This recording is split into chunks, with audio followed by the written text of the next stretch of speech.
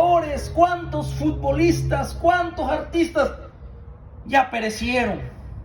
Pero aquel que se levantó de los muertos hace 2000 años y que estuvo en el huerto del Edén y que estuvo allí en el diluvio universal, que estuvo en el llamamiento que tuvo hacia Abraham, que obtuvo la creación de una nación a través de las 12 tribus. Te estoy hablando de aquel que es el mismo de ayer, de hoy y por los siglos.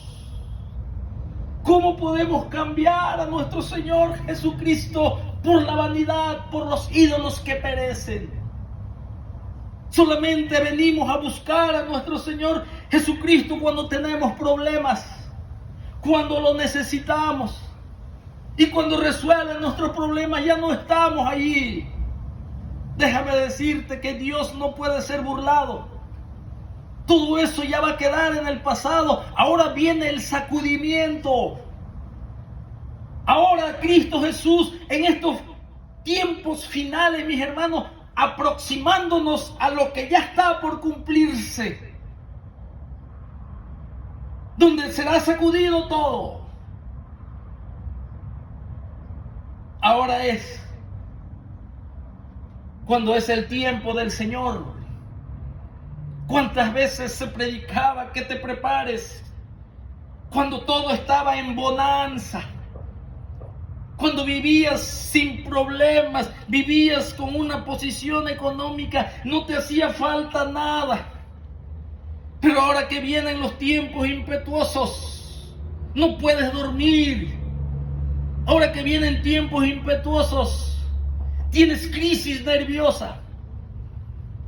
Cuando estaba Pedro y cuando estaba Jacob y cuando estaba Juan, nuestro Señor Jesucristo les dijo: orad porque viene un momento difícil. Estaban en el Getsemaní.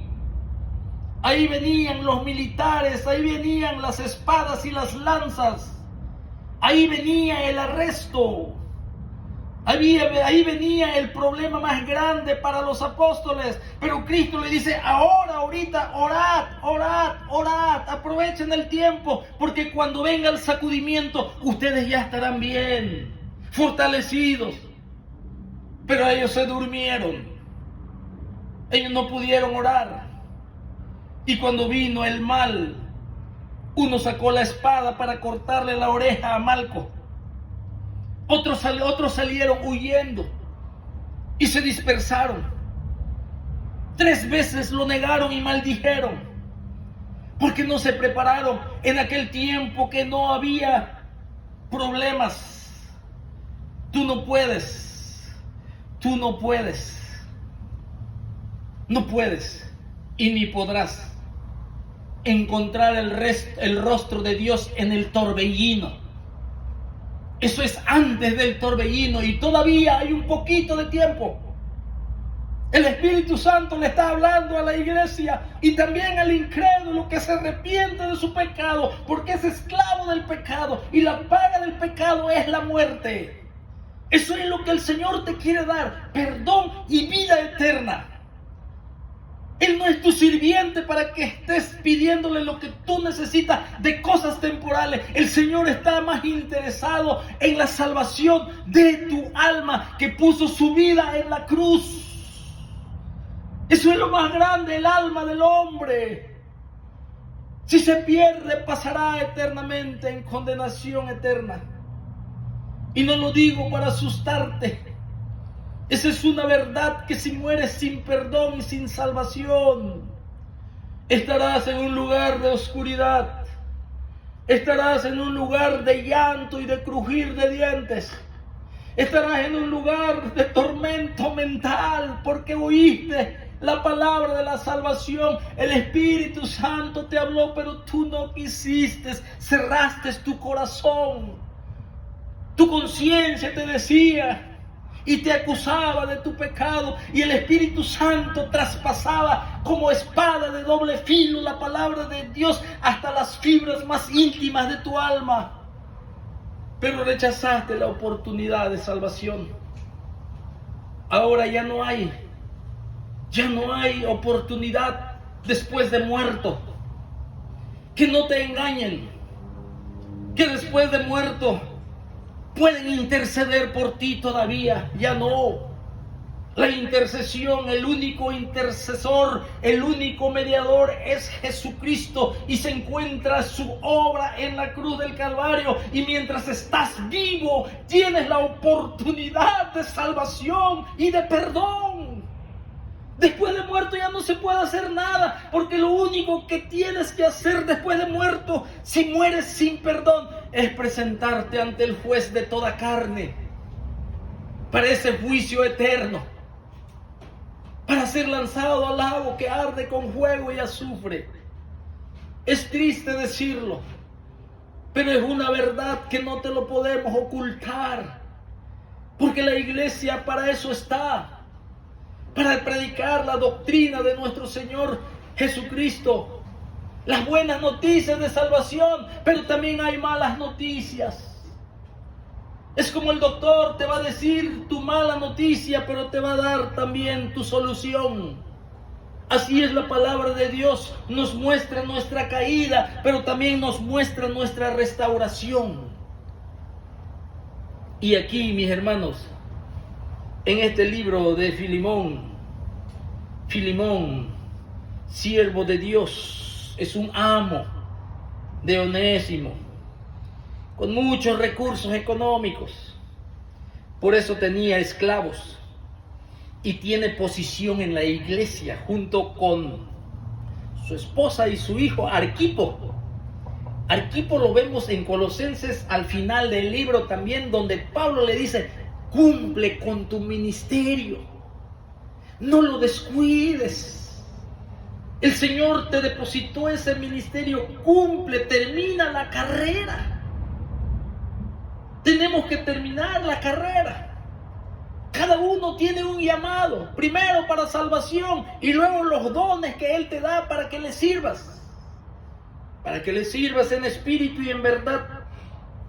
Aquí, mis hermanos, vemos entonces la ilustración donde Filemón, mis hermanos, tenía un esclavo y tiene esta posición.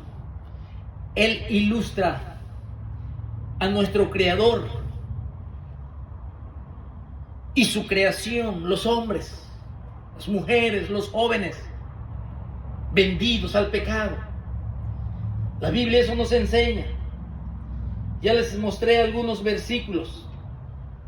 Por ejemplo, aquí, en Romanos capítulo 6 y el versículo 16, dice: ¿no sabéis que si os sometéis, si te sometes a alguien como esclavo, dice aquí, para obedecerle, así como le obedecemos y estamos sometidos al pecado, para obedecerle, dice, sois esclavos de aquel a quien obedecéis? Y los hombres saben, porque tienen una conciencia que les dicta y les habla a quién le están sirviendo. ¿A quién obedecéis? Sea del pecado. Le obedeces el pecado, pero dice aquí que es esa obediencia que tú estás llevando al pecado es para muerte.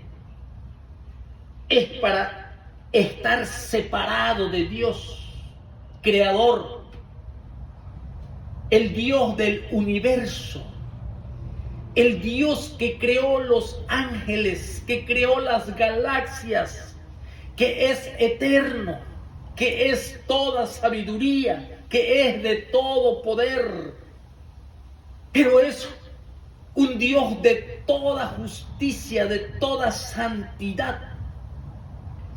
Ese carácter de Él, esos atributos trabajan en armonía. Y esa santidad de Él, que es un atributo único de Él, es el que el hombre le ha fallado y lo ha ofendido. Por eso el hombre necesita que su pecado sea quitado. Por eso el hombre necesita de ser revestidos y de que se cumpla la justicia de Dios sobre los hombres que acepten el sacrificio y el perdón y el arrepentimiento de ellos.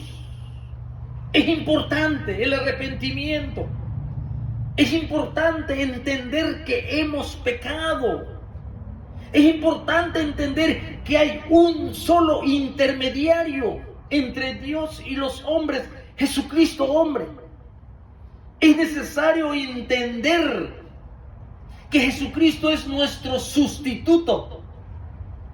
Que Él dijo lo que está diciendo Pablo: todo lo que te deben los hombres perdidos y muertos en sus delitos y pecados, Padre, ponlo a mi cuenta. Así está diciendo, y si en algo te dañó o te debe, ponlo a mi cuenta. ¿Qué aprendemos aquí, mis hermanos? ¿Sabe qué aprendemos aquí? Ponlo a mi cuenta. Yo lo pago. El hombre merece muerte. Yo voy a poner mi vida por ellos. Yo voy a sufrir el castigo. Ponlo a mi cuenta, Padre. Ahora entiendes por qué se dijo: no se haga mi voluntad, Padre, sino la tuya. El gran dilema de los siglos. La justicia de Dios en ese atributo divino tiene que castigar el pecado. Así como castigó a Sodoma y a Gomorra y a la generación de Noé y todos los que vivieron en ese tiempo. Su justicia se hizo claro y lo tenemos en las Escrituras, que el Señor castiga el pecado. Pero ¿cómo? ¿Cuál es la solución? Si los atributos divinos, mis hermanos, tienen que estar en armonía, porque su justicia reclama castigo, pero su gracia y su amor dice: quiero salvarlos.